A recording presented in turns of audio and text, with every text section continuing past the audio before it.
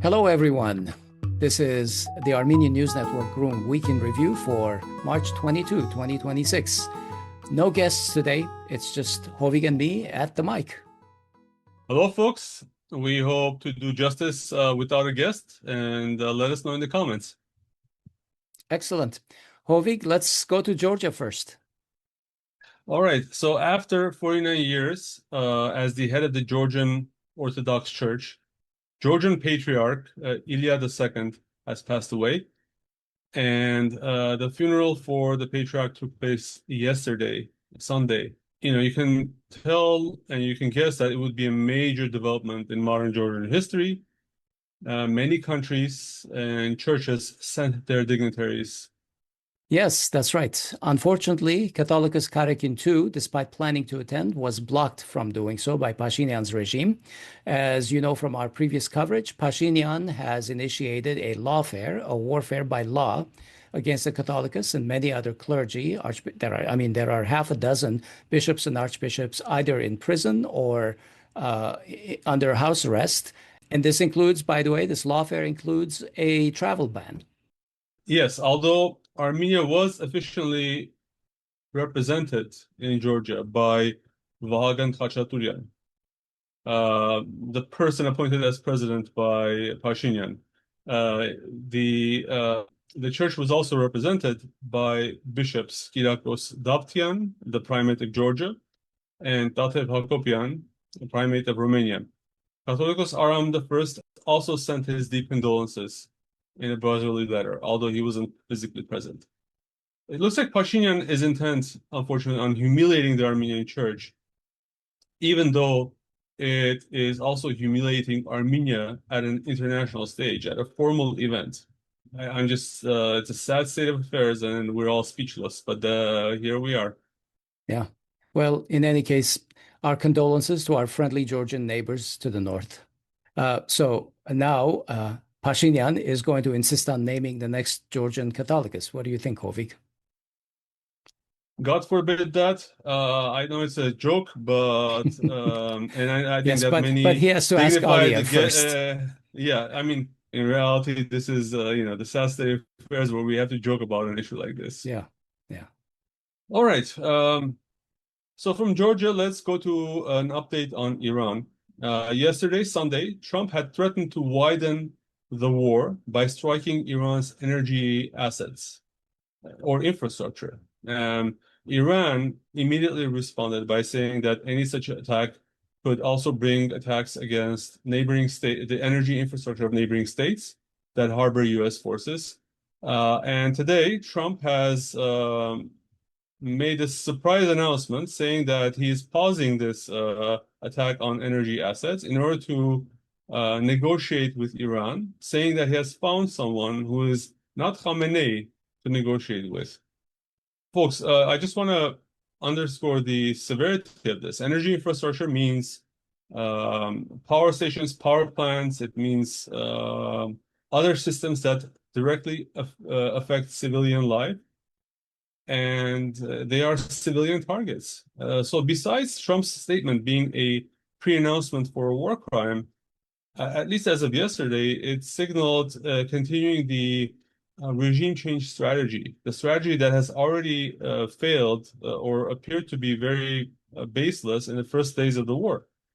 So, Asbed, what is going on? Many are saying that this is Trump eventually chickening out, or the taco, as they say. How is he going to present this as a victory for his base? Yeah. Well, I mean, considering that Iran has denied having held any kind of a negotiation with Trump, and this comes from at least two sources. The parliament speaker in Iran and also their foreign ministry have denied. It looks a little bit like Trump wants to unilaterally end what he unilaterally started without any kind of legal basis. There are also reports that European and Middle Eastern U.S. allies have warned that a failing Iranian state is really not a desirable outcome, a desirable situation for any of the U.S. allies in that region.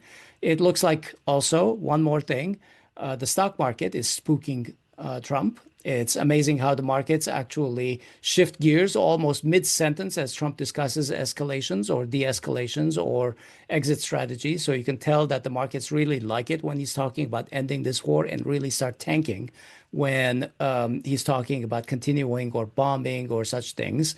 And my observation is that Trump is very sensitive to stock markets. He kind of equates the stock market with the economy, and he thinks that when they're crashing, something terrible is happening, and he wants to get out of it. And it looks Yeah. like to me there are two camps in the U.S. administration. There's the camp that is all in on destroying Iran, and anything that happens after that, including to U.S. allies, not their problem. This is one camp, and the other camp is they're thinking, what is the U.S. national interest here? And we've had a lot of experience with failed states. And in exchange for what?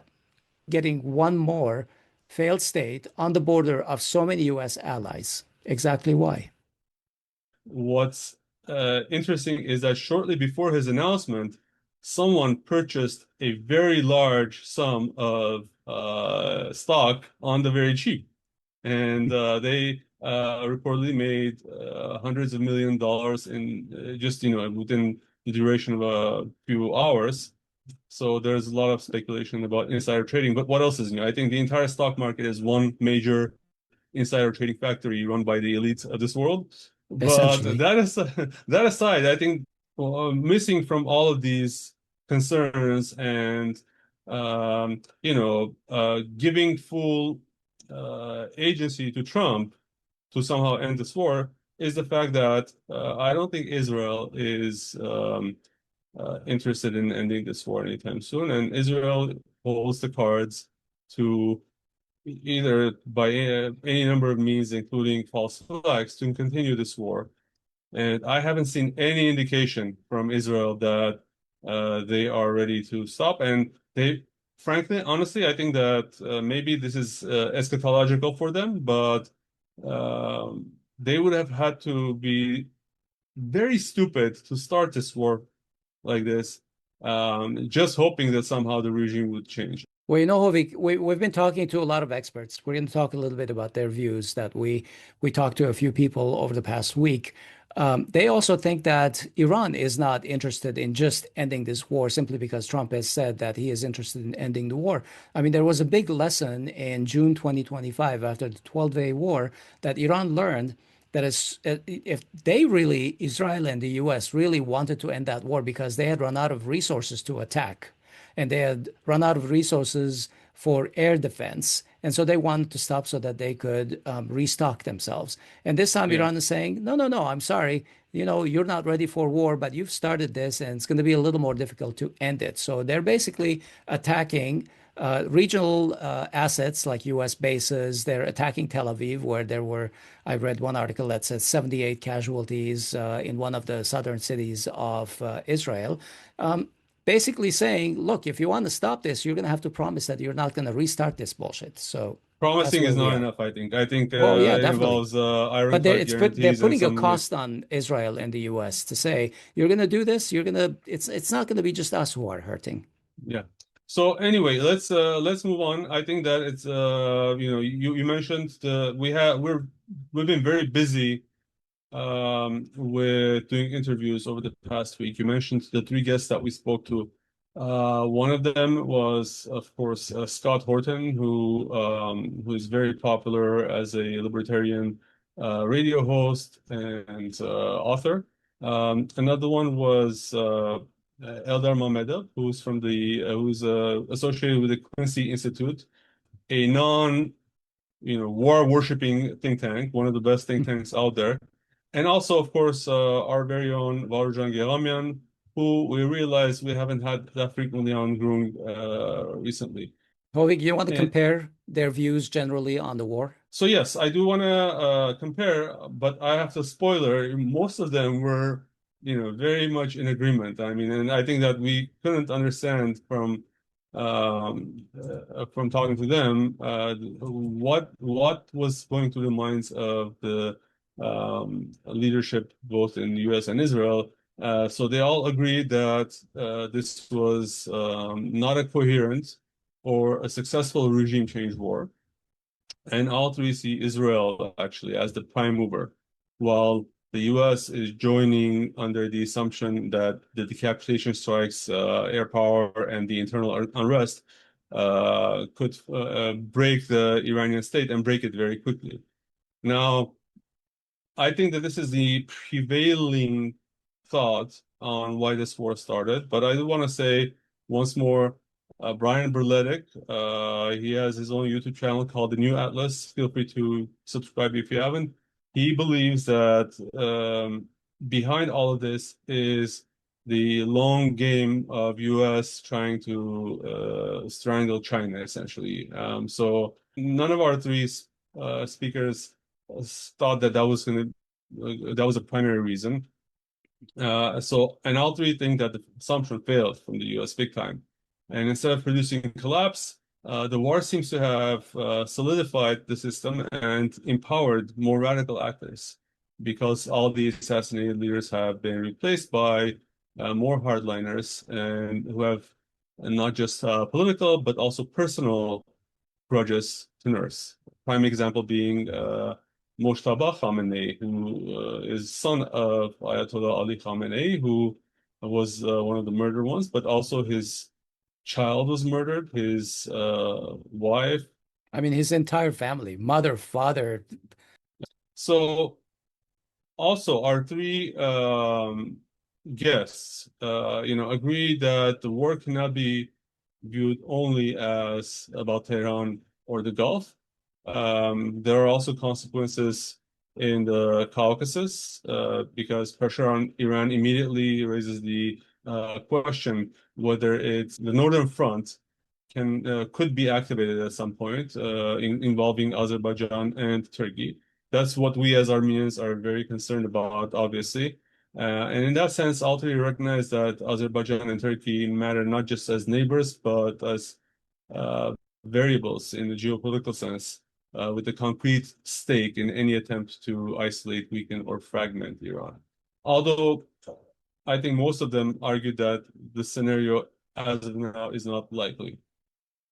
On the issue of Russia and China and how much this U.S. involvement in this war seems to stray from those longer term objectives, Varujan was the most outspoken of the three. That the unspoken objectives of containing Russia, China, and the global South are valid. Scott and Eldar were less focused on that angle. Well, the differences are primarily around emphasis, mechanism, likelihood, rather than the big picture. Like you said, there's a lot of cohesiveness around the big picture, why it happened. Eldar is explicit that Azerbaijan is a genuine pressure point on Iran's north, and Israel has deep security ties with Baku. We know this. So its presence there matters strategically. And he said basically there are lots of outside efforts to pull Azerbaijan into a more active anti-Iranian role. And this refers, of course, back to the Nakhichevan drone strike false flag operation on March 5.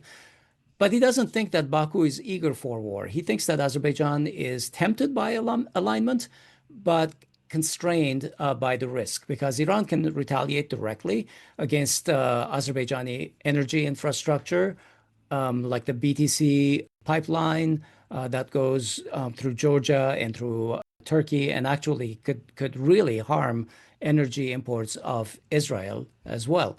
In fact, Eldar, this was kind of an interesting thing that he mentioned. He thinks that now that Azerbaijan has basically achieved its goal of conquering Artsakh, Nagorno-Karabakh, Aliyev probably has started viewing the relationship with Israel as a strategic liability. So he sees a live and dangerous northern lever that people, outsiders, are trying to pull, but he has to weigh those risks. I mean, he seems to owe a lot to Israel. So I personally doubt that Israel would, and the West and the U.S. And the neocons in Washington would give Aliyev a free pass after all these years of investing in him, precisely to weaken Iran someday. Yeah, But maybe I'm absolutely. just, I being think I'm the outlier here. that very thing you said just speaks to the amount of pressure that must be on Aliyev. Uh, to get into the war, engage on the northern front against Iran, but he sees that there are real problems. And it's kind of interesting. I clearly remember, sometimes you remember a specific sentence that is said during the podcast, and I think Eldar said, Aliyev is in trouble. Aliyev is in real trouble. He's got a Yeah. problem. I mean, there's a huge risk to his country and his own family. Either way he goes, whether he engages or doesn't engage, so that we're going to have to watch this. Yeah.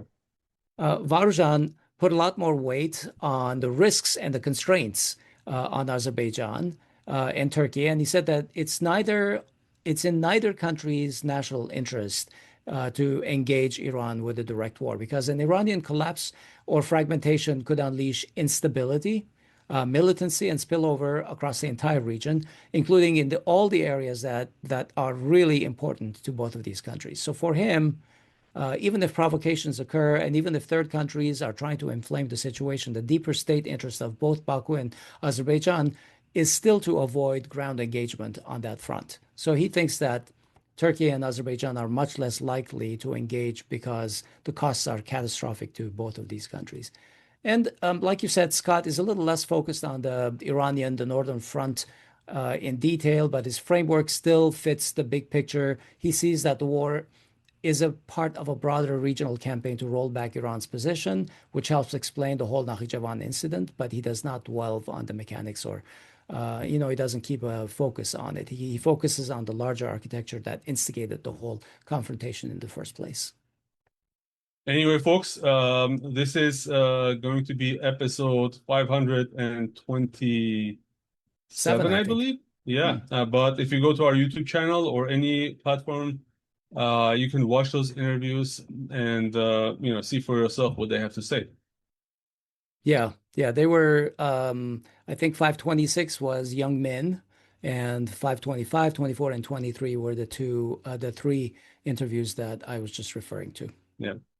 So while our guests, didn't cover this specifically, I do want to talk a little bit about the effect on Armenia that this war could have. Now, the experts we've spoken to at previous times, or for instance, interviews that I've seen of experts, indicate that the situation is extremely potentially dangerous for Armenia. I mean, one can only imagine the circumstance, a number of scenarios. Meanwhile, the Pashinyan team is extremely busy with their election campaign. Pashinyan is silent about any of the security concerns, except to say that they have brought peace, and that's it. While the Armenian Minister of Economy said the effects of war on the Armenian economy will be minimal, but and that's a big if the war is resolved soon. Nothing about long-term strategies, the concerns about potential influx of refugees in case things start really going bad in Iran. I don't want this to happen, but I still fear that Armenia could easily be dragged into this through a number of mechanisms, and it's just a matter of time. And that's definitely a viable tool in the tool set of anyone who is interested in expanding this war horizontally and escalating this war horizontally to the South Caucasus. Yes, I'm worried, just like you are, Hovik, that Armenia could end up being the football if we call this war the football field. Because I just don't see a lot of preparation on the part of this government to deal with all of the possible scenarios, or some of the possible scenarios as a fallout from this war. What if you suddenly have Iran breaking apart and 100,000 people who have to cross the border, not just Armenia, but the border into Azerbaijan, Armenia, and Turkey? That's a catastrophic number for a country of 3 million. And then for Yeah, a country of 3 million that is having problems absorbing 120,000 Artsaksis who came just 2 years ago. yeah. Anyway, moving to another front for a second, Hovik. As the war with Iran is raging, Israel launched a new military ground maneuver into southern Lebanon. Some would say they never left, actually, because Israel didn't fully vacate all of the Lebanese territory after the ceasefire. They had said that they were going to move out of the country, but I think basically they stayed all over the place south of the Litani River. Israel is still cloaking the whole thing in the language of hitting Hezbollah assets. But the plans outlined by the Israelis talk about permanent removal of Hezbollah. I'm going to take a quick break here. That means the people from the region. Just imagine if we were to say, this is not an ethnic cleansing. We're just removing the Republicans from Texas. So it's just that nonsensical. But there are long-term concerns that the goals of the operation are different and involve long-term annexation of South Lebanon. And as if confirming those concerns, over the weekend, the leader of an extreme Zionist party in the Knesset, Bezalel Smotrich, called for the outright annexation of South Lebanon into what he calls Greater Israel. Yeah, I'm not sure what else I That's can what's add to going this. on. Yeah. I mean, it's very easy to lose sight of this fact with bombs exploding over Tehran and Tel Aviv. But this is a major, major usurpation. Reportedly, there are 1.25 million Lebanese, that's 25% of the country, that have been expelled from their homes already. And few media are talking about it. So we are trying to do that in their stead. Yeah. Okay, from Lebanon, let's come to Armenia. Hey, Hovik, did you know that there's an election in June in Armenia? Well, I'm sure that yeah, that's the only thing that Pashinyan and his supporters care about. But yes, there are more things going on, and yes, we're also forced to talk about these elections. So before that, though, I want to talk about the political situation in Armenia in terms of human rights. So despite the obvious nature of the persecutions against political opponents in Armenia, and even as the election season is gearing up, Armenian authorities earlier last week arrested a woman for hooliganism and making a public call for violence. And this all arose from her private message on Facebook. And yes, you heard that right, private message. And at least according to the Armenian report, I'm the sorry, Armenian I'm report, smiling, but it's just painful and ridiculous. yeah, this is all according to Armenian report, who says that this woman sent a private message. Someone took a screenshot and posted that publicly. And now the woman who sent the private message is accused of making public calls for violence. I don't know how that works. Even if they're worst kind of threats, she said that privately. Maybe there's some other arcane, article in the criminal code they could have used, but obviously she didn't make those public. But I mean, I'm curious why Pashinyan chose, because this obviously was a choice to make this public and turn this into a public lesson. Well, I mean, I think it seems like every week a new person is added to the roster of political prisoners and political persecutees in Armenia. We have so many cases, tens of people in jail or somehow being persecuted. And instead of reducing that number, we're increasing it. The Europeans couldn't care about that, obviously, and there were Western cronies. But it's still important to mention that I'm just going by memory. Samvel Karapetyan, the most prominent political prisoner, continues to remain under house arrest. He can't even address his party congress. He can't even talk to too many people. He's under very strict conditions. Why is the main opponent of Pashinyan in house arrest during the election? Archbishop Mikhail Ajapahyan, continues to remain under house arrest. Now, in his case, he was finally able to be given like a brief exception so he could attend Divine Liturgy last Sunday. So that's a good gesture, but I mean, effectively, he is still, under house arrest. He's still under arrest. House arrest is not Disneyland, folks. I mean, it means that you still cannot talk to people. You still cannot have any visitation rights, and you're. Look, I'm not saying it's worse than being in jail, but it's still imprisonment. Of course, we know about Bagrat Galstanyan. He continues to be in jail while going through his trial.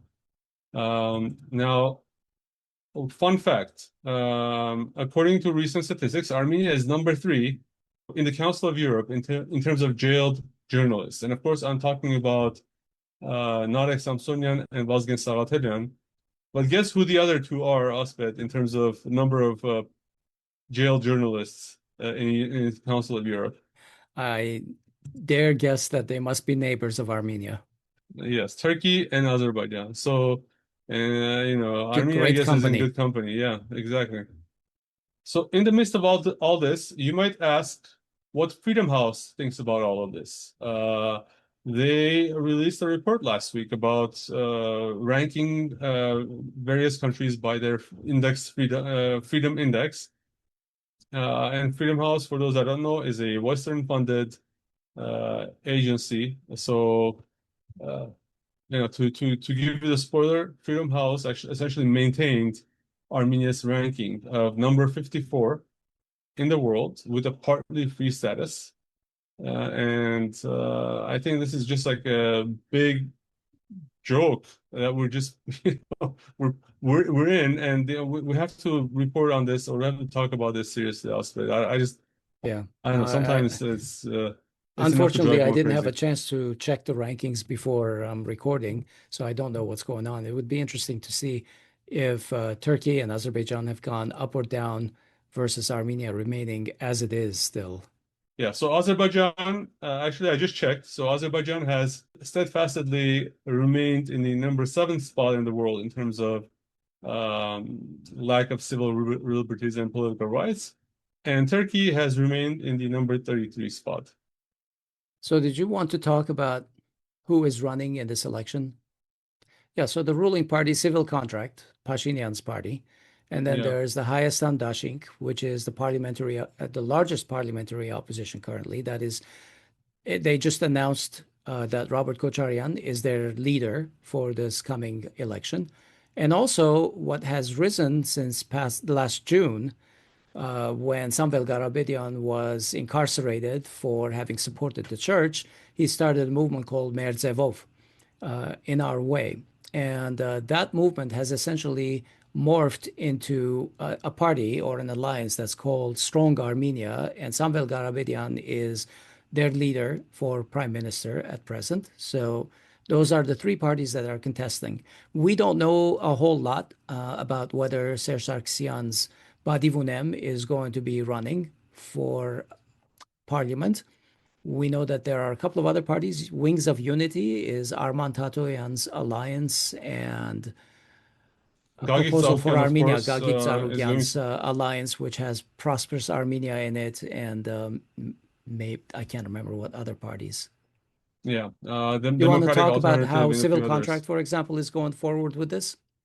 So civil contract, besides those ridiculous images of them eating all kinds of food in the bus and trying to portray themselves as very gluttonous individuals, in my opinion, the only other thing that was notable is aggression against certain types of voters. And those certain types of voters seems to be women. There are multiple instances where he repeatedly tries to harass women in the public transport, trying to goad them into talking to him.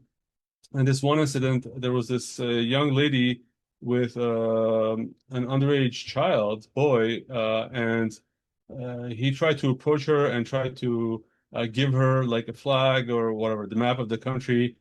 And she said no, and then he started yelling at her, and he was insisting to continue the conversation on camera, and she just basically said that she's from Artsakh and to basically F off, and Let's not accuse him forget of. who her father was, apparently. Yeah, it turns out that this lady's father was a fallen hero of Artsakh during the First War. And but even then, I mean, there are 2 points, right? One is it's a woman alone with her child. Have the decency to leave them alone if they don't want to talk to you. And number two, you're yelling with a very aggressive posture, regardless of what she said to you. I mean, and you called her basically deserters from Artsakh. You accused her and all other Artsakhdis of deserting Artsakh. Continuation of this like anti-Artsakhdsi trope, which is Yeah. very good at. Hovik, do we have links to that video still? I'm sure we can find them, but it's everywhere on the Because, internet. Yeah. well, the thing is that I remember that it was on Twitter at some point, and I had quote tweeted that forward. And then when I got back on about 12 hours later, suddenly I see that that quote is no longer available. Something else was available in its place, but not that. So I'm just thinking that maybe they're cleansing again from such incriminating videos because it went viral, but it was like a really, really awful scene. You're going, it's like, how can the guy who is prime minister have so much hate for an Armenian and their little boy? It was awful. I would include the link if we knew it. I think the anti-Artsakhi part is actually something they would like to keep and not delete because that has been their main selling point, appealing to hate, appealing to xenophobia, even within Armenians. But yeah, I mean, I think this one was not as successful as he would have liked. And then the other thing from his campaign is he kept he basically said everyone else in the opposition, the three major parties, including Robert Kocharian and Samet Karapetyan, will bring war to Armenia. So he's also trying to play the fear-mongering card. Hovik, in my summary of the forces earlier, I forgot to mention that there is the Hovik Manucharyan party. It's called the New Force, whatever that is. And I think they had mentioned that they're going to be running. Their only red lines are that they will not collaborate with civil contract and they will not collaborate with Hayastan Dashing. So I guess the rest is open. Have you heard anything about who they will collaborate with if they want to go into an alliance? There's been speculation, but I'm hoping that they would, instead of running alone, they would collaborate with an existing alliance.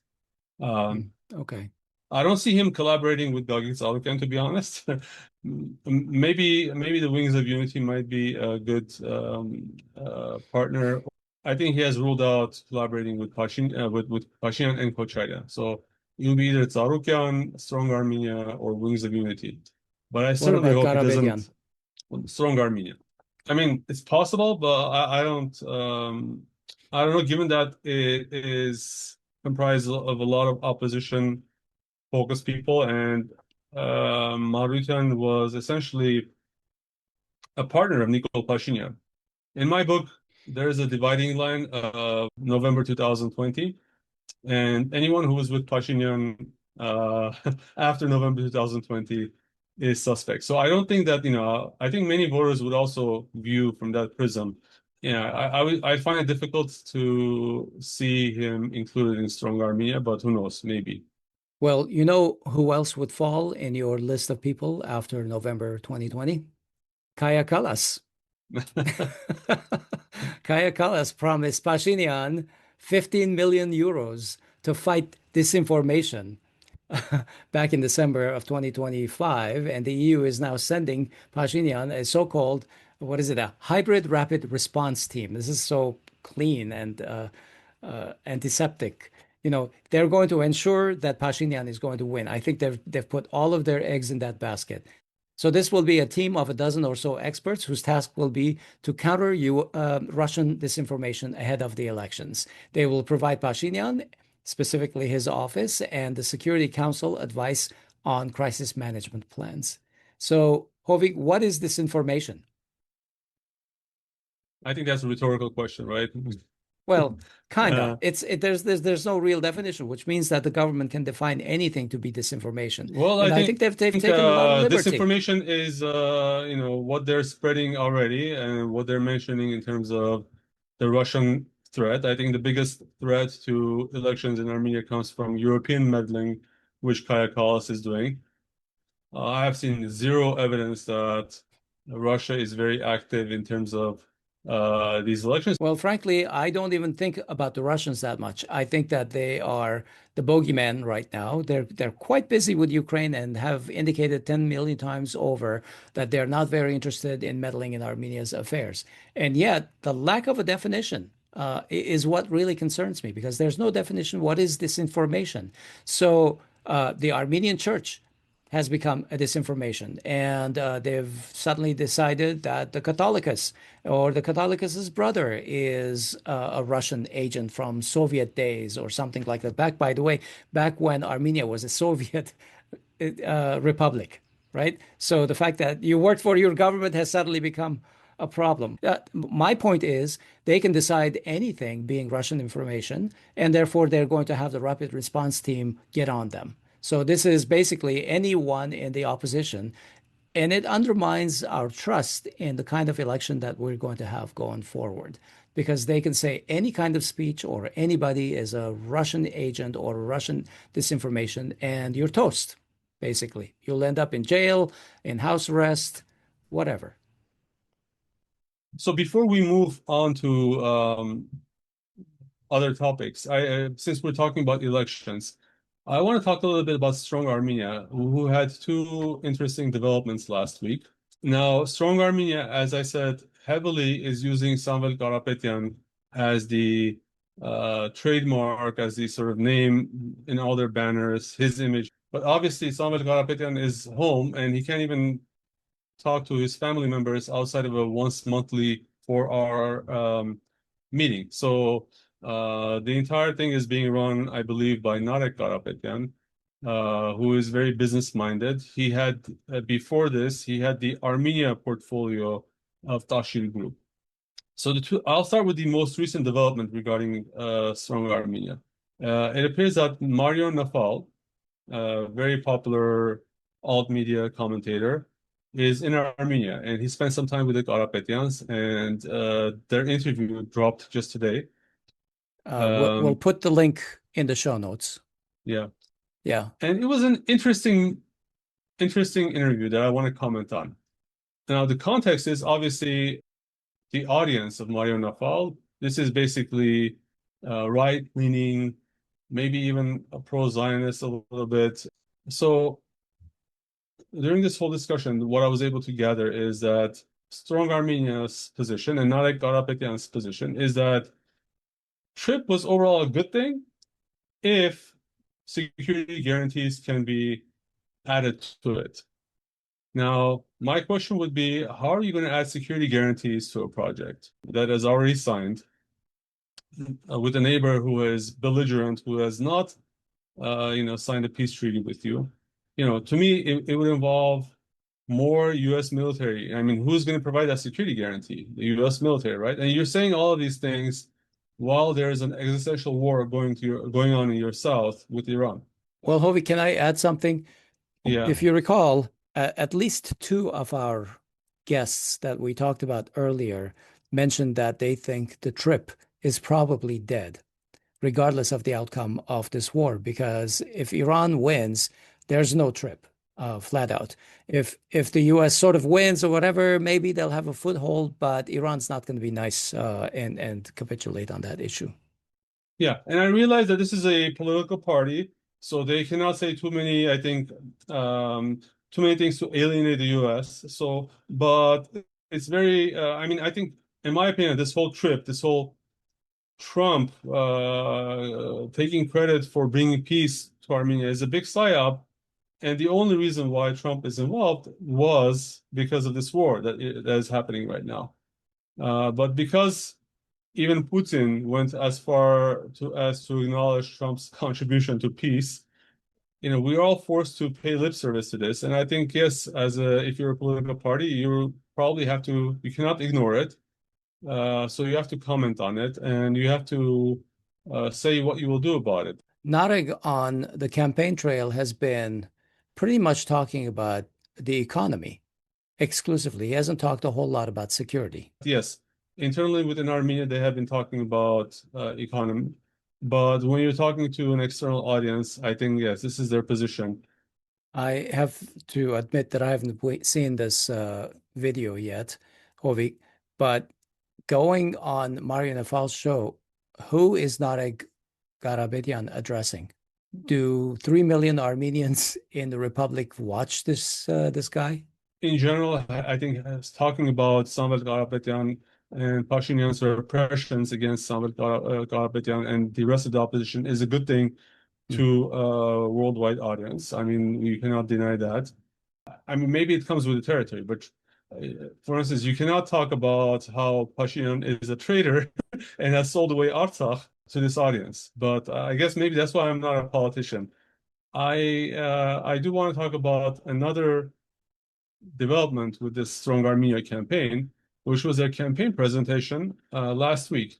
And here, the audience is Armenians because it's in Armenian, and it was all about security. And I think it's a good thing because I think that nothing in Armenia will be fixed unless the security issue takes a priority. In this security presentation, they also talked about TRIPP, and they pledged to support TRIPP, but they said security guarantees have to be added. Again, to me, I don't know how to do this, and I haven't seen an explanation of how to do this.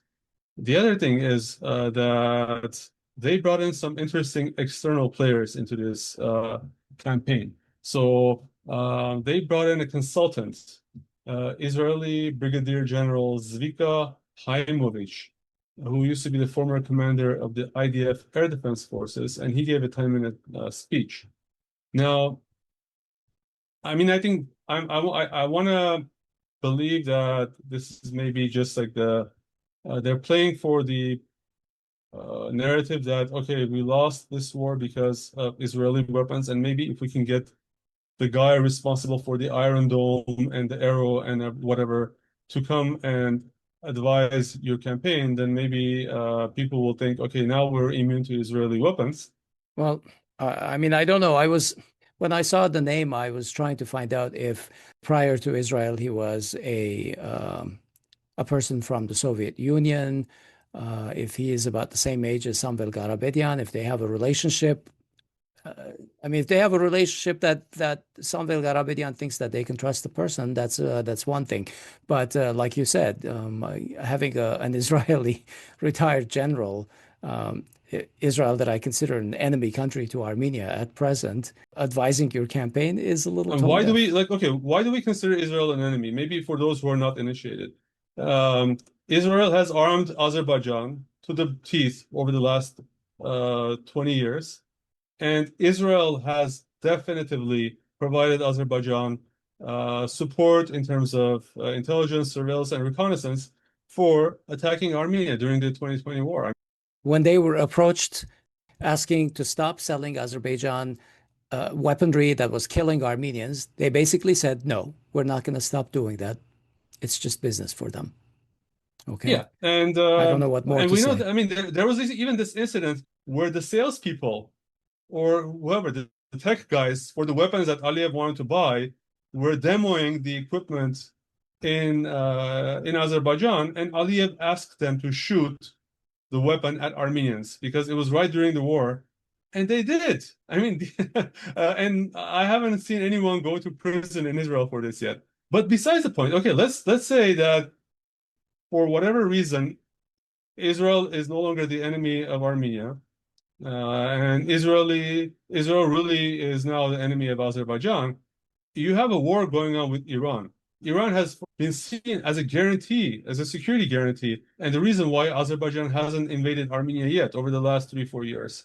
So what kind of advice, as an advisor, as an Israeli advisor who owes his allegiance to the government of Israel, what kind of advice are you going to give to the Strong Armenia campaign? I mean, are you going to tell them, you know what, maybe it's a good idea to have a military partnership with Iran, maybe buy some weapons from Iran? I don't think so. Okay, Hovik, let's wrap it up. There are more weeks to discuss these things. Folks, I hope that was interesting. This was an all Hovik and Asbed rant. On the All Kitchen Sink show. Let us know how we did. That was the show for March 22, 2026. We're recording it on March 23, 2026. I'm Asbed Bedrossian in Los Angeles. And I'm Hovik Manucharyan. Have a great week. Take care.